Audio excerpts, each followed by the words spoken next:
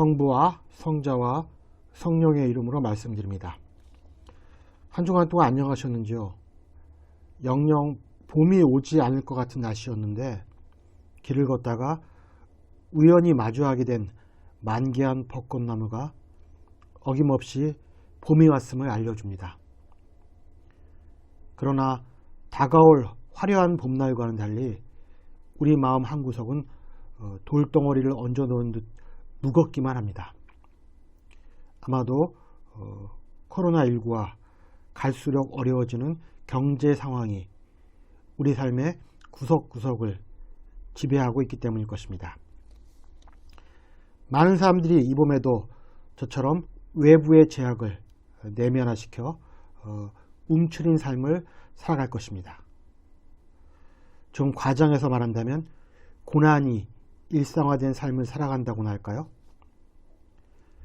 우리는 어려운 일상 가운데서 벌써 사순절의 막바지인 고난주일, 성지주일을 맞이하게 되었습니다. 이 한 주간 동안 예수님의 순환과 죽음의 의미를 깊이 새기는 저와 여러분이 되기를 기원합니다. 예수께서는 갈릴레아에서 활동하시다가 죽기 닷새 전에 예루살렘에 입성하십니다. 그래서 오늘이 예루살렘에 입성하는 성지주일이고 금요일에 십자가에 달려 돌아가시게 됩니다. 금요일은 이들의 축제인 토요일의 과월절 하루 전날이었습니다. 물론 예수님은 금요일로부터 3일 후인 일요일에 부활하시게 되고 우리는 이날을 기념하여 부활주의를 지키게 됩니다. 오늘 우리는 군중들의 열렬한 지지를 받고 예루살렘에 입성한 예수님을 대사제와 율법학자들이 몰래 죽이고자 결심하게 되는 14장부터 십자가 위에서 돌아가시게 되는 15장까지의 긴 순환복음을 읽었습니다. 예수를 죽이려는 결심이 쓰자 대사제와 율법학자들은 매우 빠르게 일을 진행시킵니다. 군중들의 과월절 난동을 피하자는 그들의 간교함에 따른 민첩한 행동이었습니다. 가리옷 사람 유다는 돈을 받고 예수를 대사제에게 넘겨주기로 약속하였으며 예수님은 제자들과 최후의 만찬을 치르실 때 유다의 배반을 예고하셨습니다. 그리고 예수님은 제자들과 함께 올리브산의 겟세마네 동산에 오르신 후 제자들을 물리고 아버지 하나님께 홀로 기도를 드리십니다. 아버지, 나의 아버지, 아버지께서는 무엇이든 다 하실 수 있으시니 이 잔을 나에게서 거두어 주소서. 그러나 제 뜻대로 마시고 아버지의 뜻대로 하소서. 예수님의 이러한 절박한 마음과는 달리 제자들은 과식에 따른 식곤증이 왔는지 눈조차 뜨고 있을 수 없었습니다. 그런 제자들에게 해줄 수 있는 예수님의 말씀은 이것밖에 없었습니다. 자, 때가 왔다. 사람의 아들이 죄인들 손에 넘어가게 되었다. 어둠 속에 유다이키스는 예수를 구별지어 적에게 넘기는 표지였습니다. 예수님은 대사제와 원로학자들과 율법학자들 사이로 끌려갔습니다. 이들은 예수를 사형에 처할 적당한 죄목을 붙여 했으나 그것마저 일치하지 않았습니다. 애초부터 조작된 거짓 증언이었기 때문입니다. 그러자 사람에게 죄를 뒤집어 씌우는데 탁월한 재능을 보였던 대사제가 예수에게 이렇게 묻습니다. 그대가 과연 찬양을 받으실 하느님의 아들 그리스도인가? 예수는 긴 침묵을 거두시고 그렇다.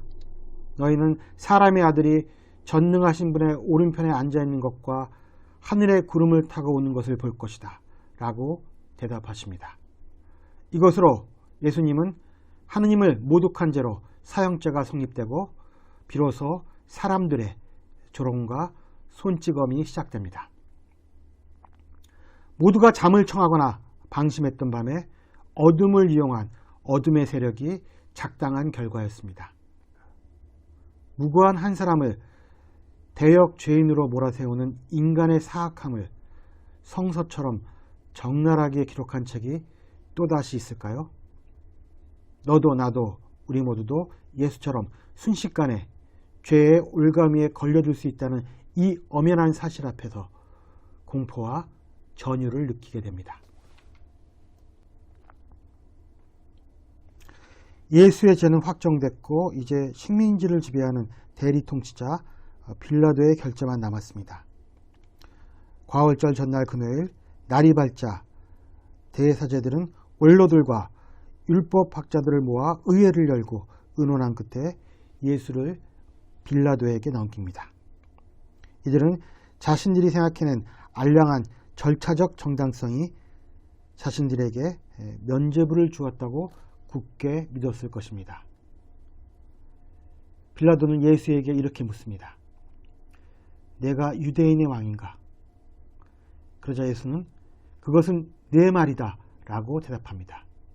예수님은 자신이 왕임을 부정하셨습니다. 사실 예수님도 억울하셨을 것입니다. 악의 무리들은 당신에게 하나님의 아들인가로 물어서 그렇다고 대답했는데 갑자기 빌라도로부터 내가 유다인의 왕인가 라는 질문을 받게 된다면 얼마나 황당할까요? 예수님은 속으로 이렇게 생각하셨을 것입니다. 이놈들이 내가 하지도 않은 말을 지어냈군. 빌라도는 악의 무리들이 예수를 시기하여 예수에게 로마에 반역하는 왕이라는 정치적 누명을 씌워 죽이려 한다는 사실을 이미 알고 있었습니다. 그래서 빌라도는 도대체 이 사람의 잘못이 무엇이냐 라고 물었으나 돌아온 대답은 십자가에 못 박으시오 였습니다. 빌라도는 이들이 이미 예수를 죽이기로 작정했음을 알고는 더 이상 나서지 않기로 했습니다. 한 사람을 죽여서 다수를 만족시킬 수 있다면 이미 정해진 답을 돌이키지 않는 것이 정치공학인 것입니다. 결국 예수는 유다인의 왕이라는 명패 아래 십자가에 달렸습니다. 십자가에 달리신 예수에게 조롱은 계속 이어집니다. 너는 성전을 사흘 안에 다시 짓는다더니 십자가에서 내려와 내 목숨이나 건져보아라. 남을 살리면서 자기는 살리지 못하는구나. 어디 이스라엘 왕 그리스도가 지금 십자가에서 내려오나 보자. 그렇게만 한다면 우린들 안 믿을 수 있겠느냐. 예수께서 엘로이 엘로이 레마 사박티니 나의 하나님 어찌 나를 버리셨나이까 라고 부르짖으며 숨을 거둘 때에도 사람은 어디 엘리야가 와서 그를 내려주나 봅시다 라고 말하기까지 합니다. 순환복음을 읽다 보면 과연 우리가 인간에게 희망을 가질 수 있을까에 대해 의구심이 생깁니다. 이런 인간들 틈바구니에서 50여 년을 넘게 살아온 제가 장하다는 생각까지 듭니다. 그래서 샤르트르는 타인은 지옥이다라고 말한 것인지도 모릅니다. 예수 앞에 펼쳐진 인간이 만들어낸 지옥, 이 지옥에는 희망이 없습니다. 단지 요즘 말로 존버만이 필요할 뿐입니다. 그러나 이러한 지옥에서도 백인대장은 예수를 하나님의 아들로 알아보는 시만이 있었습니다. 또한 예수를 그리스도로 믿고 갈릴레아부터 시중 들어온 힘없는 여성들이 있었습니다.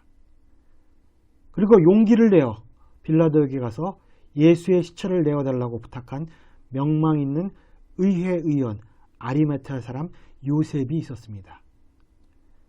그는 나중에 자신의 무덤으로 쓰려던 곳을 예수께 내어주었습니다.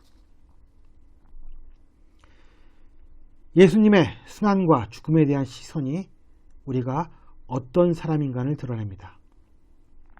무고한 한 사람의 죽음에 대해 우리는 애통해야 합니다.